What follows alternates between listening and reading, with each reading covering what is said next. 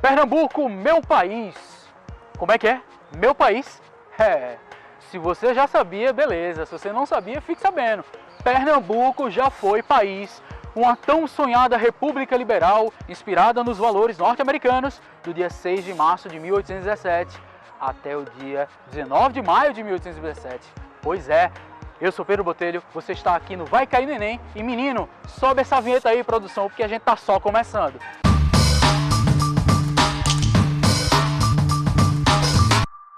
Então, gente, estamos aqui hoje no palco, onde tudo começou no dia 6 de março de 1817, aqui no Forte das Cinco Pontas, que é um patrimônio não só da história do Recife, mas se conecta a esse contexto nacional, que foi também a Revolução Pernambucana de 1817. Né?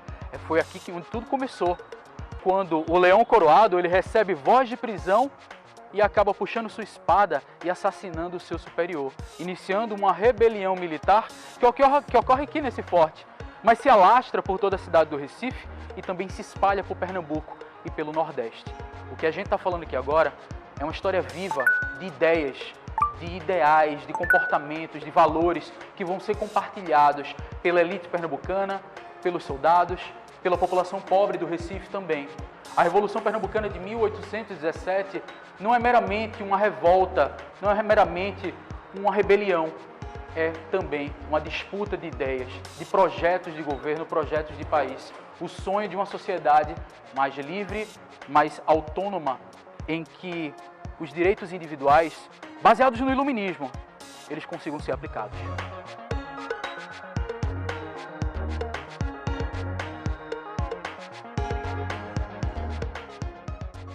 Então, gente, para você entender como é que começa essa Revolução Pernambucana de 1817, é importante que a gente retroceda um pouquinho até 1808. Vamos relembrar aquele contexto?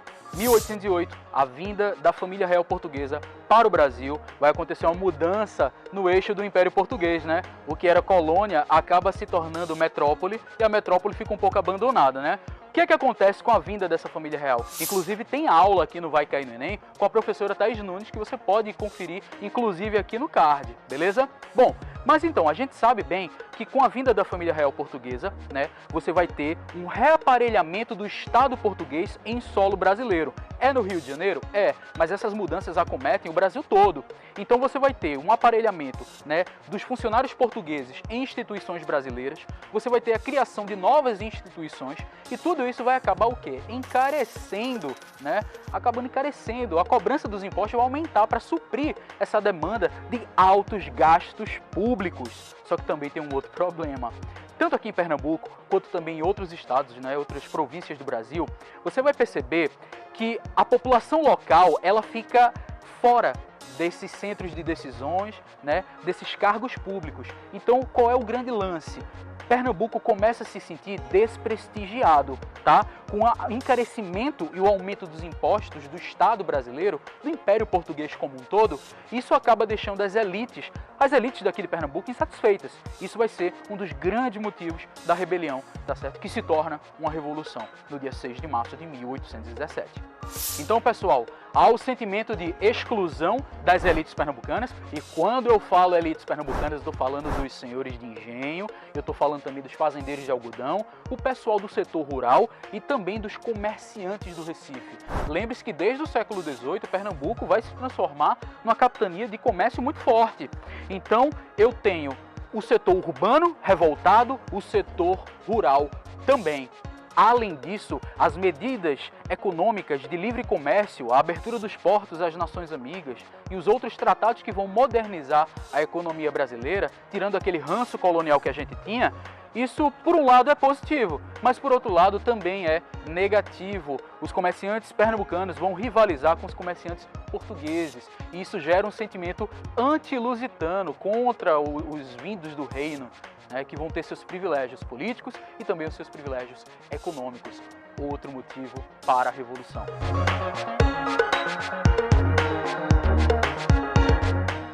Gente, terceiro motivo para a nossa Revolução Pernambucana de 1817. A chegada das ideias iluministas, das ideias liberais aqui na América, aqui no Brasil, em Pernambuco.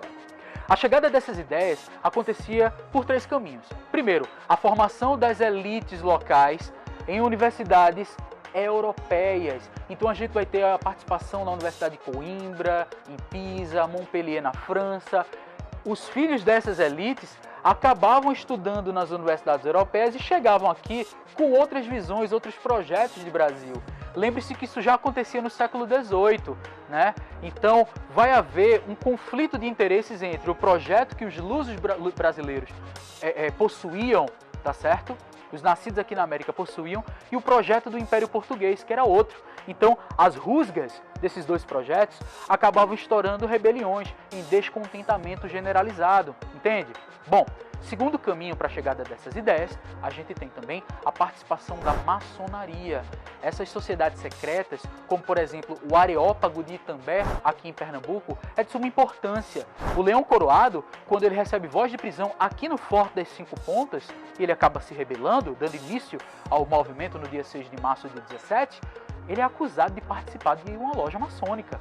Então, a maçonaria ela estava presente secretamente no meio militar, tá certo? E também no meio das elites econômicas. Terceiro caminho, que é super importante também, é a questão da participação dos padres.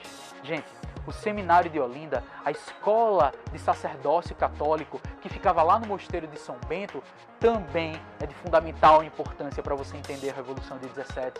A Revolução de 17 ela também é chamada de Revolução dos Padres, porque a gente vai ter Frei Miguelinho, a gente vai ter também o Padre Roma e o Frei Caneca, que participa da Revolução de 17 e mais tarde vai ser um dos líderes da Confederação do Equador de 1824. Então, perceba como essas ideias elas chegam aqui em solo pernambucano e elas vão, incendiando os novos projetos, as novas visões, motivando esse calor pernambucano por defender seus interesses. Interesses de autonomia, interesses de direitos naturais, de proteção às liberdades individuais. Então, guarda isso no coração. É muito importante para você entender todo esse contexto. Então, pessoal, outro ponto importante é a gente falar das inspirações. Assim como a Inconfidência Mineira se inspirou na Revolução Norte-Americana em 1776, e a Conjuração Baiana, a segunda revolta separatista do Brasil, se inspirou no jacobinismo, se inspirou na Revolução Francesa, o caso pernambucano é de forte inspiração no modelo norte-americano também. Só para você ter ideia, o general Cruz Cabugá, ele acaba servindo de emissário, ele vai até Washington buscar apoio do governo norte-americano para a Revolução. Afinal de contas, os Estados Unidos estavam sim interessados na concepção, na construção de vários outros países, várias outras repúblicas. E a Revolução de 17, ela vai ser sim uma revolução liberal, uma revolução baseada nos princípios iluministas, obviamente, e também, tá certo, uma revolução republicana. O que se decreta aqui com o governo revolucionário não é uma monarquia, é uma república, inspirada no modelo dos Estados Unidos da América. Então, o Cruz Cabugá acaba viajando para tentar buscar apoio. Esse apoio acaba não chegando a tempo. A revolução vai ser combatida antes. Pessoal, como a gente já falou, no dia 6 de março de 17, o Leão Coroado, ele transforma essa rebelião militar aqui no Forte das Cinco Pontas numa revolução. O governador da capitania de Pernambuco, Caetano Pinto de Miranda em Montenegro, ele se resguarda no Forte do Brum, mas não tem jeito, ele é preso e enviado ao Rio de Janeiro, enquanto Pernambuco decreta, proclama uma república liberal, comandada por Domingos José Martins e outros membros das elites pernambucanas, tanto a elite rural quanto a elite do comércio, a elite mercantil do Recife. Bom, é decretado também o chamado preciso, o principal elemento jurídico em que nós teremos aqui um conjunto de ideias revolucionárias agora aplicada por esse governo provisório. A gente vai ter essas ideias liberais postas, como por exemplo a liberdade de comércio, a liberdade religiosa e uma paulatina, uma gradual abolição da escravidão, o que é muito curioso. Esse governo provisório também formou um exército, com militares descontentes e soldados de baixas patentes e também de classes sociais menos abastadas. Bom, a gente também sabe que Pernambuco não foi buscar apoio apenas lá fora, mas também foi buscar apoio no próprio Nordeste. Então, se tentou contato e estimular revoltas na Paraíba, na Bahia, no Ceará e também no Rio Grande do Norte. mas algumas capitanias não atenderam ao chamado revolucionário, enquanto outras tentaram se rebelar e fracassaram. Lembre-se que Alagoas, naquela época, fazia parte como comarca jurídica de Pernambuco.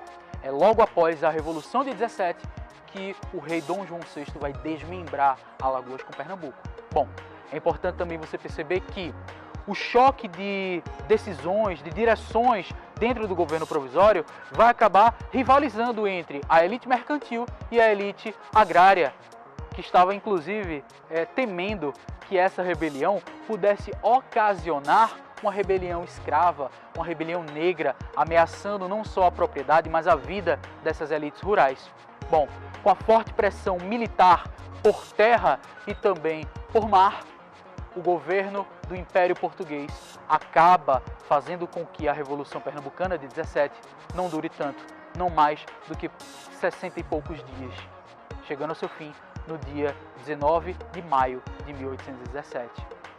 Mas é importante a gente registrar que, embora a Revolução Pernambucana de 1817 tenha sido uma experiência republicana muito curta, ela tem toda uma importância para a cultura pernambucana, para a história local e também para a história nacional. Mas isso a gente vai explicar no melhor lugar que poderia ser explicado, nas ruas do Recife. Então vem comigo. Menino, que coisa linda essa visão de Recife, suas pontes, o rio Capibaribe, o encontro com o mar. Legal, né? Bom, mas a Revolução Pernambucana de 1817, ela ainda está no imaginário, ela ainda está no cotidiano de Pernambuco. Primeiro ponto que a gente precisa dizer é que, após a Revolução de 17, o governo do Rio de Janeiro, o Império Português, começa a tratar com cautela as relações políticas com os luso-brasileiros. Você também sabe que, mais tarde, em 1824, a gente vai ter uma outra revolta separatista, que é a Confederação do Equador, não é verdade? Bom, a gente já tem aí uma outra mudança, porque a Confederação de 24, ela já é de um Brasil independente, já é primeiro reinado. Mas não se engane, os vapores revolucionários pernambucanos eram coisas ditas na época, porque se falava muito de Recife, de Pernambuco e sua coragem para a mudança, e sua vontade de elaborar e modificar e aplicar os seus projetos.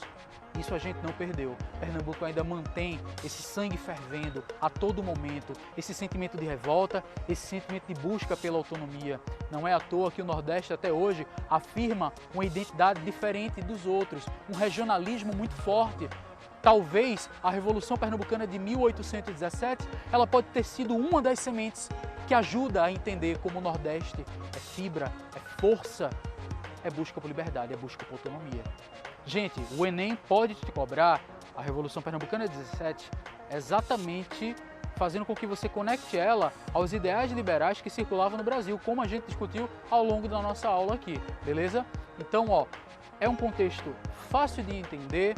É só você pegar as peças que estão no tabuleiro e conectá-las. Você criar nexo entre elas. Então, é falar sobre a influência do iluminismo, não só no Brasil, mas no contexto pernambucano, e como essa busca por liberdade é uma forma da gente entender como o trato do Império Português era um, e o objetivo de viver em sociedade das elites locais era outro. Beleza? Então é isso. Gente, continue estudando. Um forte abraço. Não perca esta oportunidade de vencer no Enem. A gente tá com você e a gente se vê.